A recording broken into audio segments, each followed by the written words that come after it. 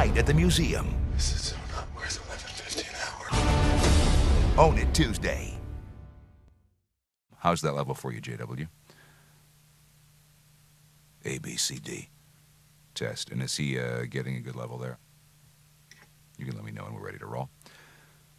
Does he need more level? I can't really see. You're okay on your... Okay. Everyone is on board with the biggest comedy adventure in history. Night at the Museum. I first got into voiceovers. My big sister was a commercial actress in Minneapolis, where I grew up.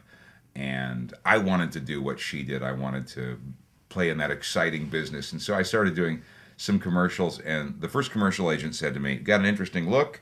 You got an interesting voice. They don't match. Someday we'll be able to put you on camera, but for now, the best thing we've got for you is voiceovers." And I was a little unhappy about that, but I thought, oh, okay. So I tried it, and it worked okay. This summer, You know what surfing is about here, but not here. it will take more than skill.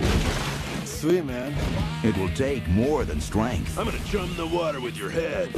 to find out what it really means to be a winner. Everyone's like, Cody's this, Cody's that. Cody's me, bro. Let me be me.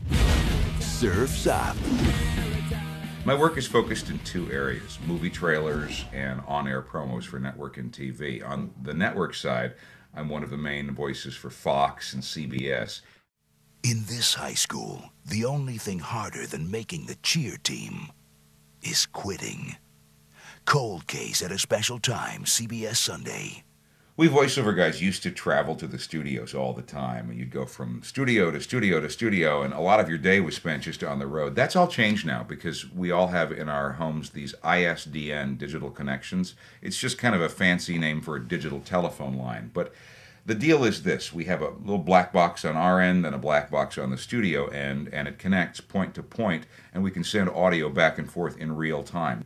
So they can play back picture and music, and I don't see the picture, but I hear the dialogue, I hear the music, and I read my inner world, my stuff right along with it. And they hear it live also there, and they can know if what they're hearing from me is working and fitting. It makes the workflow incredibly easier having the ISDN boxes to work with. We have a kind of a gentleman's club, and there are a couple of ladies in the gentleman's club as well, and we welcome them. But it's interesting because it is, on the one hand, fiercely competitive, and the money is big. I mean, without naming a specific figure, we're all in seven figures, comfortably with what we do. And but rather than there being any sort of hostility between any of us, whenever we're around each other, the top 5, 10, 20 guys and women in the business, we get along terrifically, and we welcome each other in our homes. It's nice. And in other aspects of show business where I've worked, on camera acting, modeling, it's not that way. There's this cutthroat thing. Not so in voiceovers. It can be challenging to find inspiration for what you're doing when you're in the booth doing a script, especially for a trailer, because what they send you is just, a series of sort of little phrases on an empty page, and there's nothing more terrifying than not knowing what you're supposed to do with this. There's no music, there's no dialogue. Sometimes the producer that's working with you even doesn't know a whole lot about the film.